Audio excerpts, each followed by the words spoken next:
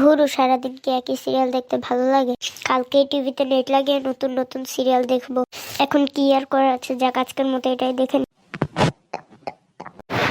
কিরে, কে এসেছে? দাদু, এই যে আমি বান্টি এসেছি। কিরে বান্টি, কি খবর তোর? দাদু, আমি তো ভালো আছি, তোমার কি খবর? আমি কোনো রকম ভালো আছি। এই একই সিরিয়াল দেখতে দেখতে আমার এই অবস্থা খারাপ হয়ে যাচ্ছে। ও তাই নাকি? তো কি সিরিয়াল, একটু দেখি তো আমি।